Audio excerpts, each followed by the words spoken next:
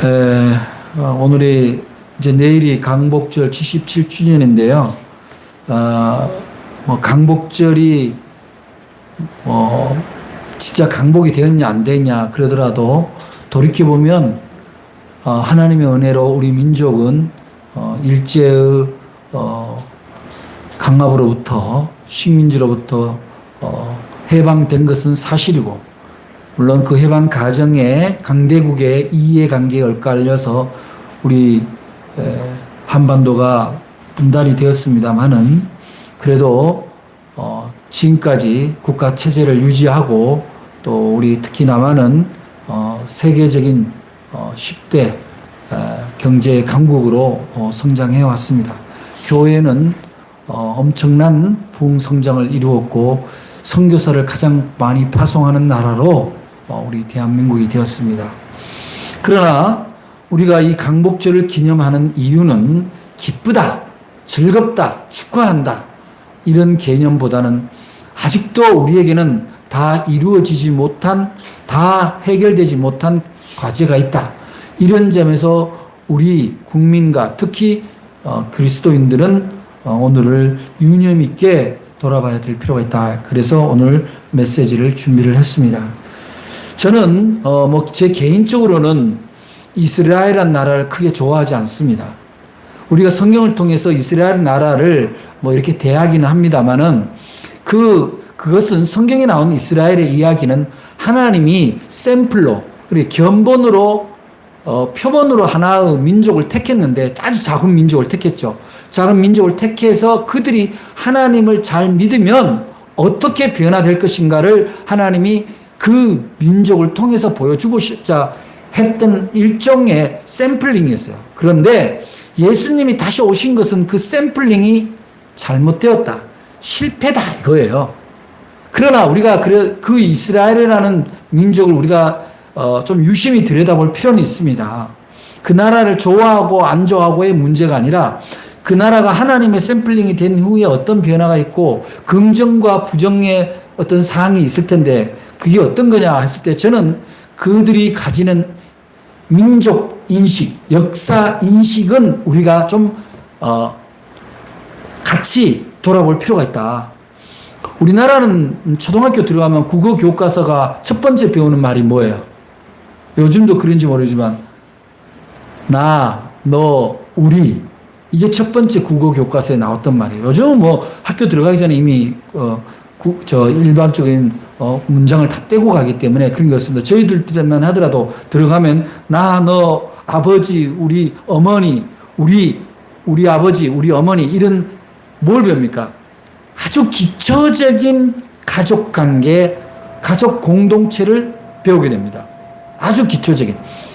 그런데 굉장히 어떻게 보면 가족스럽고 평화로운 단어죠. 그런데 이스라엘의 교과서는 어떻게 되어 있느냐? 1학년 교과서 들어가면 첫 번째 배우는 문장이 옛날 옛적에 우리는 이집트의 노예였다. 이렇게 배워요. 첫 번째 배우는 문장이 우리는 노예였다는 거예요. 그들의 노예였다. 과연 그럼 이걸 우리나라에 적용을 해봅시다. 우리나라 국어 교과서에 우리는 과거에 남북한이 한 민족이었고 일본으로부터 지배를 받았던 나라다라고 첫 줄에 쓴다면 아마 굉장히 논란이 일어나겠죠. 나라의 자긍심을 없앴다, 이랬다 저랬다. 저는 그런 점에서 이스라엘이라는 사람들은 뭘 기억해야 되는가를 정확히 아는 사람들이에요. 자신들이 다시 노예가 되지 않으려면 노예였던 것을 기억을 해야 된다는 거죠. 우리가 다시 가난해지지 않으려면 정말 가난했던 때를 기억을 해야 돼요. 잊어서는 안 돼요. 우리가 다시 식민지가 안 되려면, 다시 강대국의 속국이 안 되려면 그 속국이 되는 아픔이 뭐였는지 기억을 해야 된다. 안타깝게도 우리의 역사를 돌이켜보면은 해방 이후에도 우리 역사는 일제시대 때 만들어졌던 식민지 사관을 그대로 배웠고, 마치 일본이 우리나라를 근대화시켰던 것처럼 일본 식민지가 우리를 근대화시킨 걸로 오해하는 그런 교육을 받아왔습니다. 지금도 그렇게 믿고 있죠, 사람들은. 일본이 안 했으면 경부 철도가 없었을 거라고. 그 얘기는 마치 개발 독재가 아니면 우리나라 잘 살 수 없었다라는 얘기가 똑같은 거예요. 민중들의 피와 눈물을 수탈해서 이루어진 근대화라는 것이 과연 생명과 어떤 사상이 있습니까? 그 근대화가 무슨 의미가 있냐고. 사람을 죽이고 끊임없이 억압하고 자유가 없는. 그런데 이 이스라엘이 그러한 교육을 계속 역사에 대한 인식, 다시는 노예가 될 수 없다. 그리고 그들이 갖고 있는 두 번째 역사 인식은요, 시오니즘이에요. 다시 예루살렘으로 돌아간다는 거예요. 다시 예루살렘. 그것이 결국은 물론 뭐 미국이라는 나라의 국제 정세와 맞물려서 팔레스타인 지방에 다시 그 예루살렘을 억지로 차지하기는 했습니다. 그런데 그 차지하게 되는 과정에 유대인들의 이 역사인식, 민족의식은 자신이 국적인 미국이라 할지라도 유럽이라 할지라도 끊임없이 시오니즘, 언젠가는 우리는 예루살렘으로 돌아가야 된다는 그 강력한 인식이 국제 정치를 바꿔놓은 거예요. 그래서 정말 땅 한 점 없던 디아스포라들이 거기에다 땅을 차지하게 된 거죠. 그것이 불법이냐 합법이냐를 를 떠나서 그들의 역사 교육은 그렇다 이 말이에요. 우리나라의 역사 교육은 어떻습니까?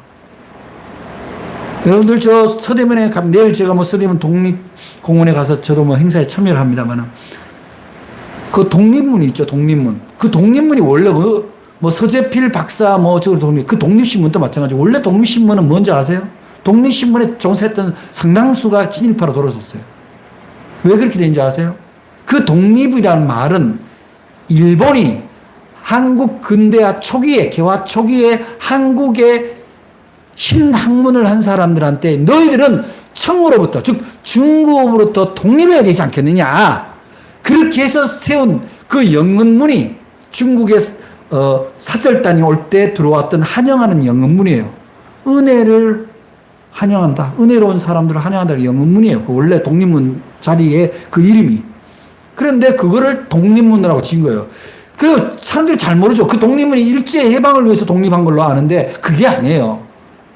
그 당시에 조선 사람들, 한말 조선 사람들한테 너희들은 중국으로부터 떨어져야 된다. 그리고 자기네들이 합병을 추진한 거죠. 거기에 조선의 머리에 든 사람들이 다 쏘가 넘어간 거예요. 민비도 쏟고, 그런 가정 속에서 일본은 우리나라를 침탈했습니다. 그래서 오늘이 어떤 날이냐면은 강복주 77주년이지만은 여러분 8월 29일이 무슨 날인지 아세요? 8월 29일이 국치일입니다. 국치일. 말하자면 국치일은 우리나라를 일본에다 바친다고 우리나라 왕이 서명을 한 날이에요. 순종이. 1910년 8월 29일에 이렇게 써 있습니다. 조선의 황제는 조선 전체에 관한 일체의 통치권을 완전히 또 영구히 일본 황제 폐에게 넘겨준다라고 되어 있습니다. 저는 강목제를 지켜야 되는 게 아니라 국치를 지켜야 된다고 보는 거죠.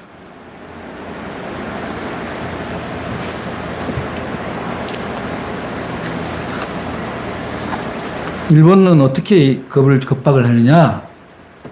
너희들이 우리하고 힘을 합치하지 않으면 너희들은 중국이나 러시아에 먹힌다.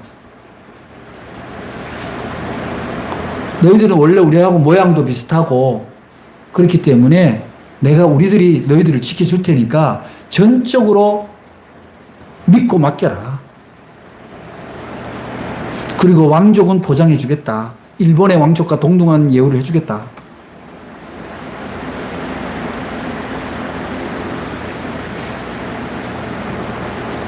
지금도 비슷합니다. 지금도 미국과 중국은 여전히 자기네들을 의지해라. 그럼 너희들은 산다.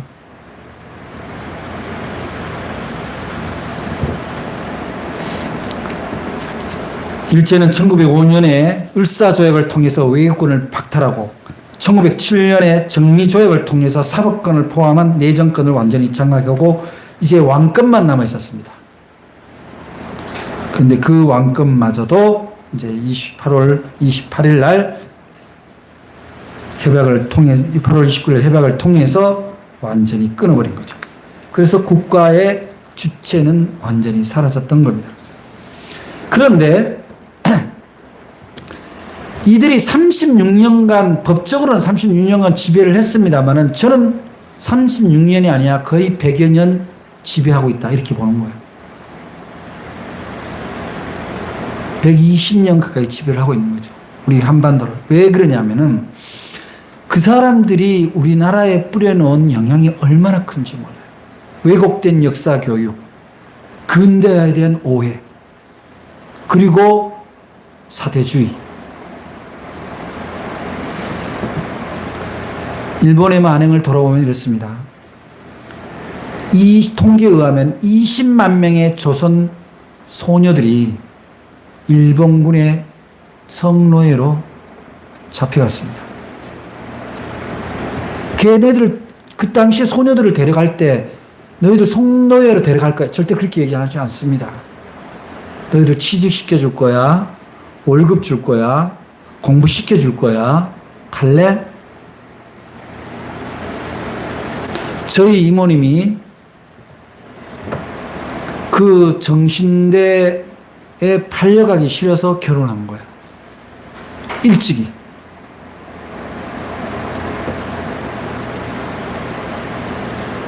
해방 직전에 일본이 공출과 또 항조선의 젊은이들을 데리고 가는데 혈안이 됐을 때 전국의 어린 소녀들을 다 잡아들이기 시작했습니다. 여러분 20만 명이에요. 20만 명 그 당시에.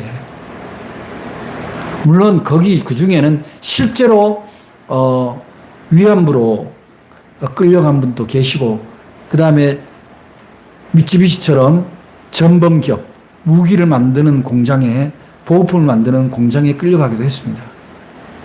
저희 아버지도 끌려갔다 왔는데 일본의 탄강에 가서 끌려갔다 왔죠.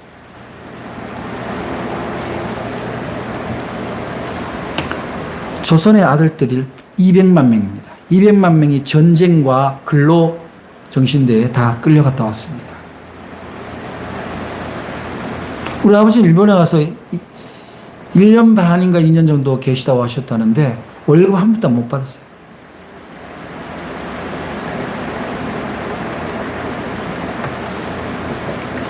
그럼 뭐 그러는 게 나라가 식민지니까 그런가 보다 그러고 온 거예요. 그런데 얼마 전에 일본이 우리나라 소송을 한 그 당시 피해자에게 미쯔비시가 931원을 줬다 그랬죠? 그거는 뭐가 있냐? 아직도 일본은 한국을 죄송합니다. 강대상에서 개무시하고 있는 거죠. 웃기지 마라. 웃기지 마라. 불행하게도 한국 정부는 어떠한 반응도 보이지 않고 있습니다. 우리는 역사를 잊어야 될까요? 뿐만 아니라 일제는 자신들이 패망할 때 미국에게 엄청난 제안을 하게 됩니다. 러시아와 중국을 막는 방법을 미국에게 제안합니다. 그 제안이 바로 남북한의 분단입니다.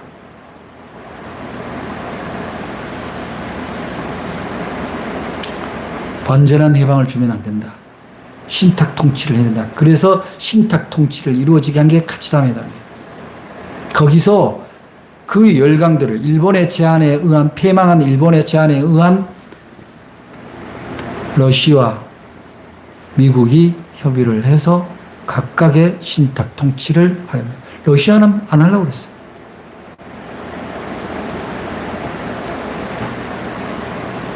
그리고 한국 전쟁이 일어났습니다. 한국 전쟁의 모든 군수품은 일본이 만들었습니다. 그들은 한국 전쟁 때문에 자신들의 전후에 재건에 엄청난 수익을 얻었던 겁니다. 한국 전쟁에서 남과 북은 이념의 흑으로 300만 이상의 민간인이 죽어갔습니다. 일제의 잔재입니다. 우리가 역사를 잊어야 될까요? 일본을 미워하자, 일본을 욕하자, 그런 얘기가 아닙니다. 일본이 진정한 이웃 국가, 한반도의 평화를 같이 지키는 국가가 되기 위해서는 그 자세부터 고쳐야 되는 거예요. 철저한 자기 반성. 독일이 세계 선진국이 된 이유는 뭡니까? 2차 대전에 저질렀던 범죄에 대해서 철저한 반성을 하고 지금도 그 당시 전범이 나오면 가차없이 처벌하기 때문에 2차 대전이 끝난 지 80년 이상이 지나도 얄짤없어요. 밝혀지는 쪽쪽이 다 처벌합니다. 우리나라는 어떻습니까? 일제에 충성했던 그런 일제 잔재가 청산이 되었을까요? 그 자손들이 여전히 행세를 하고 있고 그 자손들이 여전히 부자입니다. 일제에 충성한 대가로 받은 땅들을 가지고 그 자손들이 배가 부르게 살고 있고 지금도 우리나라의 주류층에 자리 잡고 있다는 사실이에요. 우리가 일본을 용서해야 될까요? 무조건 용서하는 것은 용서가 아니에요.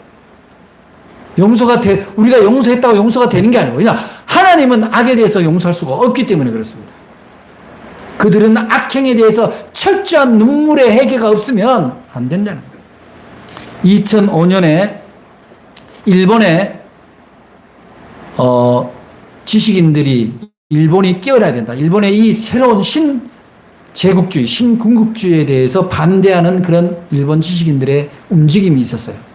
그래서 그 아시아 평화를 하는 연대 모임에서 이제 한국에서 그런 문화로 이제 아시아 평화를 꿈꾸는 일본의 반성을 촉구하는 그런 행사들이 있었는데 그때 저에게도 시를 한 수 보내달라. 아시아 평화를 생각하는 시를 써줬으면 좋겠다. 그래서 그 시가 이제 그 행사장에 이렇게 전시되기도 했는데 잠깐 소개하겠습니다. 제국의 깃발 아래 선 이웃이여. 우리가 이토록 가슴 아파하는 것은 그대들이 우리 조상을 능욕했기 때문만은 아니다. 우리가 이토록 경악에 치를 떠는 것은 그대들이 경제 강국이기 때문은 더욱 아니다. 우리가 이토록 분노하는 것은 그대들이 독도를 달라고 때를 써서가 아니다.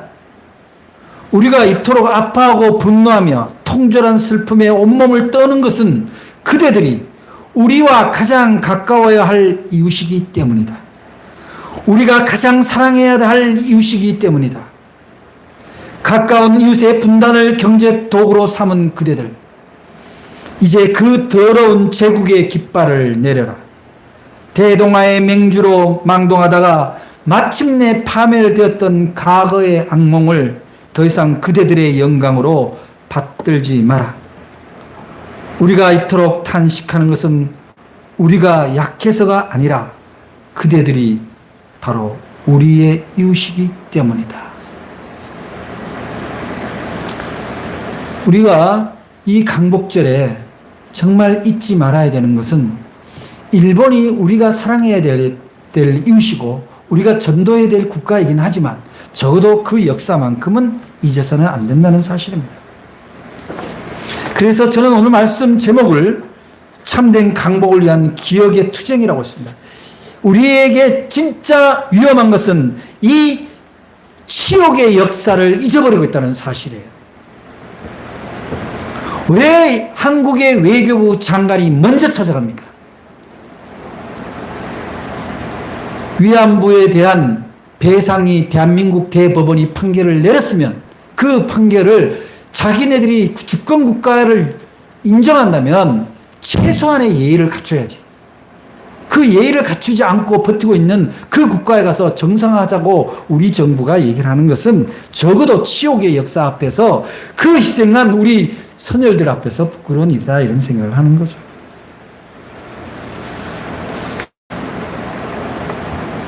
지금 우리나라가 일본 식민 지배와 분단 조국의 아픔을 여전히 갖고 있는데 과연 그거를 가지고 연대가 가능한가? 우리가 양보해야 될 것과 양보하지 않아야 될 것이 있습니다. 돈을 많이 보상받는 게 중요한 게 아니에요. 그들이 진심이 있기를 원하는 거죠. 우리가 5.18 민주화 운동 당시에 희생자들에게 그 당시에 정권을 잡았던 그런 무리들에게 요구하는 건 돈이 아니에요. 진심 어린 사과죠. 일본에도 마찬가지입니다. 우리나라도 먹고 살만한데 그들에게서 무슨 돈을 바라서. 돈은 상징이에요, 상징. 위안부에 억지로 끌려간 정신대 할머니에게 얼마간의 비용을 줘라. 그리고 끌려갔던 근로정신대들에게 그 당시에 못 줬던 급여와 보상을 해라는 거는 그거는 세상의 원칙이에요. 그렇잖아요. 억지로 끌려가서 임금을 안 줘서 임금을 줘야지. 그것이 무슨 보상하고 국가 간의 협약하고 무슨 상관이 있냐고요. 그러한 아직도 저들이 강자라는 인식이 있는데 우리는 여전히 약자의 모습으로 다가간다면 언제 우리가 진정한 이웃이 되겠습니까? 언제 진정한 평화를 얻겠습니까? 우리는 잊어서는 안 됩니다. 세월과 함께 잊혀가는 진실을 망각하지 않고 지켜내는 것이 바로 기억의 투쟁입니다. 예루살렘에 가면은요, 홀로코스트 박물관이 있는데, 야드 바셈이라고 홀로코스트 박물관이 있습니다. 이 홀로코스트로 잘 알려진 대로 2차 대전 때 독일 나치가 수백만 원의 유대인들을 무참하게 희생한 그런 대학살을 말합니다.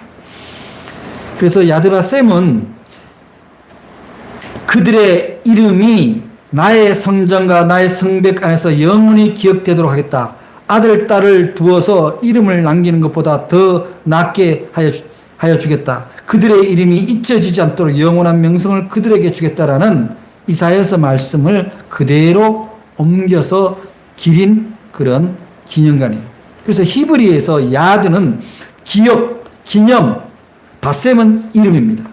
말하자면 홀로코스트 박물관 야드 바셈에는 희생된 사람들의 이름과 유품이 그대로 전시되어 있습니다. 그리고 그 마지막 출구에 이런 문장이 있대요. 기억은 우리를 자유케 하나 망각은 우리를 다시 포로로 만든다. 어쩌면 이 문장은 주님이 말씀하신 진리를 알지니 진리가 너희를 자유케 하리라. 흘러간 과거는 옛 이야기가 아니라 오늘에 다시 돌아봐야 할 현실의 거울입니다. 그것을 잊어버리면 자기 정체성이 사라져버려서 미래는 여전히 그 과거 속에 묻혀 있는 겁니다.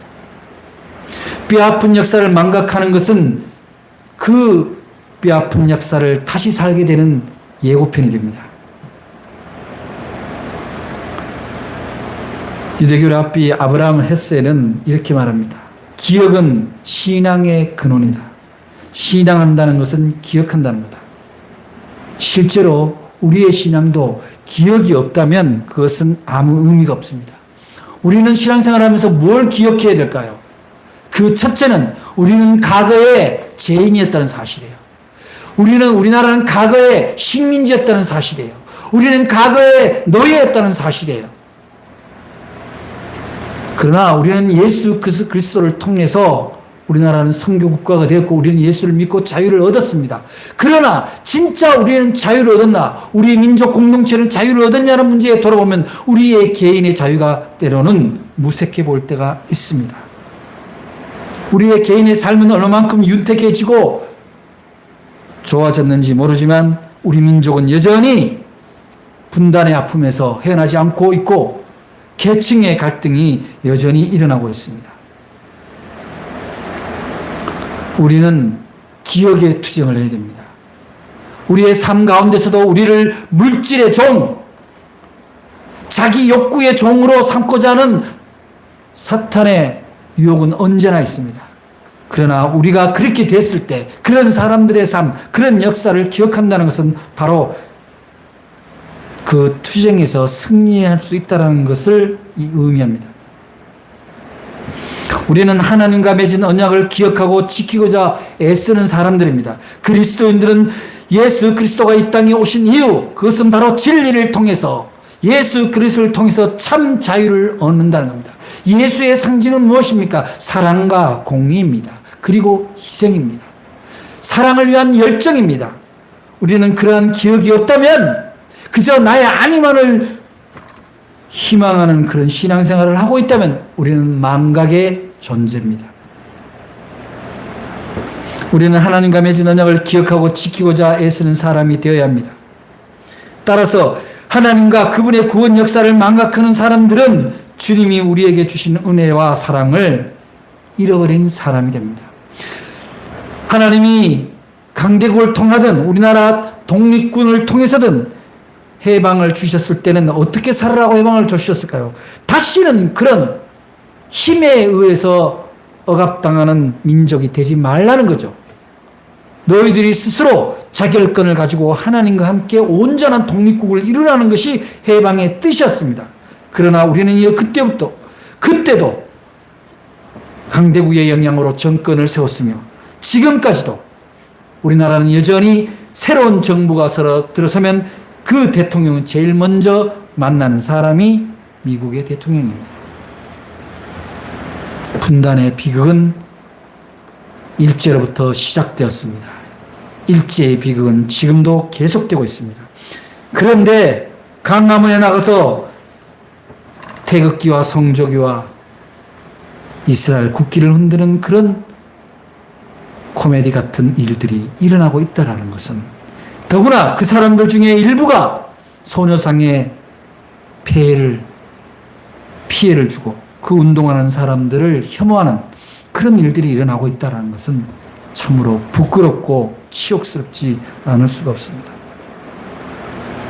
어느 나라 왕이 학자들한테 인류의 역사라는 제목을 주면서 각자 책 한 권씩 써오라고 했습니다. 그리고 시간을 줬습니다. 1년의 시간을 줬는 다음에 학자들에게 쓴 책을 가지고 와봐라. 그랬더니 책이 다 이렇게 두껍게 책을 만들어 왔습니다. 임금이 보고, 야, 이렇게 두꺼워서 어떻게 읽겠냐? 좀 요약을 해서 줄여서 가지고 와봐라. 그래도 두꺼워요.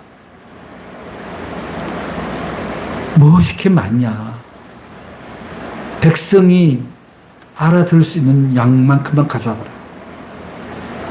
그랬더니 어느 한 학자가 고민 끝에 갖고 온 것이 딱 한 장의 종이를 가지고 왔습니다. 거기에는 다른 글은 없고 인류의 역사는 고난의 역사.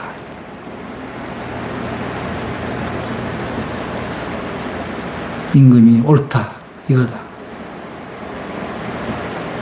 인류 역사는 고난의 역사입니다. 우리 민족의 역사, 우리 크리스천의 역사 역시 고난의 역사에서 자유롭지 않습니다.